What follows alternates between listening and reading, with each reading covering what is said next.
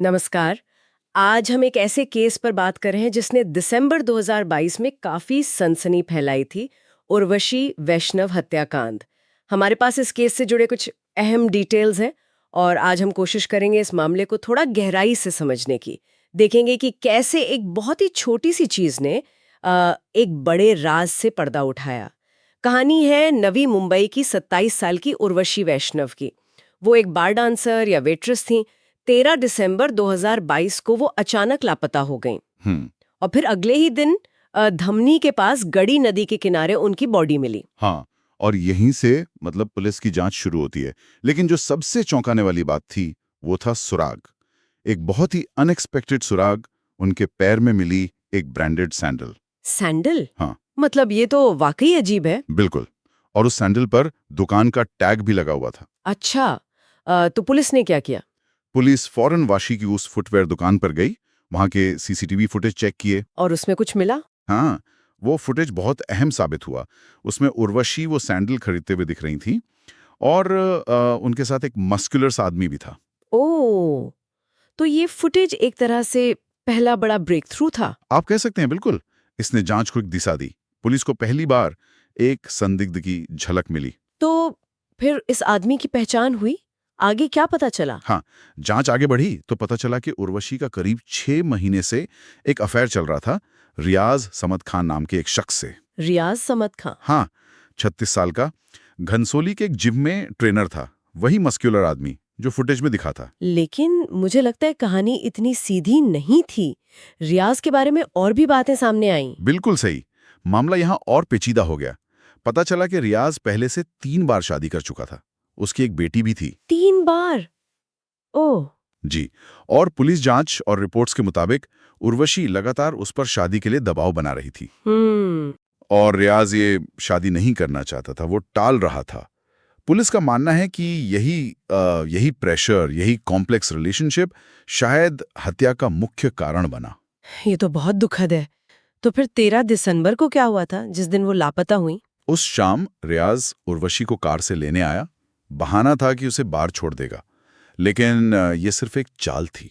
चाल? मतलब? रास्ते में उसने अपने एक दोस्त इमरान शेख को भी कार में बिठा लिया। इमरान 28 साल का था, कुरियर डिलीवरी बॉय। उसे पीछे की सीट पर बिठाया। ओह! तो मतलब पहले से प्लानिंग थी। ऐसा ही लगता है। आरोप है कि जैसे ही कार थोड़ी चली, पीछे बैठे इमरान ने रस्सी से उर्वशी का गला घोंट दिया। हे भगवान! गाड़ी के अंदर ही? हाँ, और कहा जाता है कि रियाज ने उर्वशी को पकड़ रखा था ताकि वो विरोध ना कर सके। ये सब एक सोची समझी साजिश की तरफ इशारा करता है। और फिर बॉडी का क्या किया? आरोप है कि हत्या के बाद रात में ही उन्होंने शव को माथेरान के पास धमनी इलाके में गड़ी नदी में फेंक दिया। शायद सोचा होगा कि बह जाएगी। हाँ, शायद यही सोचा था कि शव मिलेगा ही नहीं। लेकिन अगली सुबह ही कुछ गांव वालों ने उसे देख लिया। तो पुलिस उन तक पहुंची कैसे? ये सब तो बहुत तेजी से हुआ होगा फिर। हाँ, बहुत तेजी से। देखिए, 14 दिसंबर को भाई ने गुमशुदगी की रिपोर्ट लिखाई। उसी दिन शव मिल गया। फिर वो सैंडल का टैग, उससे दुकान का पता चला, दुकान के सीसीटीवी से रियाज की पहचान हुई, जिम से कंफर्मेशन मिला, और बस। तो कड़ी से कड़ी जुड़ती गई। बिल्कुल।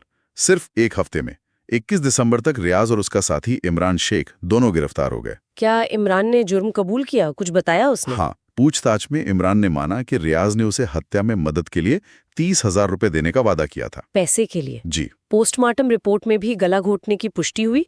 क्राइम ब्रांच यूनिट 2 की टीम थी। डीसीपी अमित काले लीड कर रहे थे। इंस्पेक्टर रविंद्र पाटिल, एपीआई फड़तारे भी थे टीम में। उन्होंने इसे प्री प्लान्ड मर्डर माना। मीडिया में भी ये केस बहुत छाया रहा था, है ना? खासतौर पे वो सैंडल वाली बात। बिल्कुल। मीडिया ने इसे ब्रांडेड सैंडल मर्डर केस ही कहा। ये केस एक तरह से मिसाल बन गया कि कैसे छोटी सी दिखने वाली चीजें भी बड़े राज खोल सकती हैं। हाँ, ये तो है। परिवार ने, सोशल मीडिया पर लोगों ने न्याय की बहुत मांग उठाई। कुछ जगहों पर इसे लव जिहाद का एंगल देने की भी कोशिश हुई। अच्छा। हाँ, लेकिन पुलिस की जांच का फोकस तो पर्सनल रिलेशनशिप, वो शादी का प्रेशर, इसी पर रहा। तो ये थी उर्वशी वैष्णव हत्याकांड की कहानी। कैसे एक मामूली सी सैंडल ने एक पूरे षड्यंत्र का पर्दाफाश कर दिया, जिसमें विश्वासघात था, दबाव था और एक बहुत ही ठंडे दिमाग से की गई हत्या थी। हाँ, और ये केस दिखाता है कि इन्वेस्टिगेशन में छोटी छोटी डिटेल्स कितनी मायने रखती हैं। और ये भी कि कैसे आपसी झगड़े, इमोशनल प्रेशर कितने खतरनाक मोड़ ले सकते हैं। बिल्कुल, कानूनी कार्रवाई तो अभी चली रही है और फाइनल फैसला आना बाकी है। लेकिन ये घटना सोचने पे मजबूर करती है कि जब भरोसा ऐसे टूटता है, जब कोई इतनी प्लानिंग से जुर्म करता है, तो फिर न्याय का असल मतलब क्या होता है? इस पर सोचिएगा जरूर।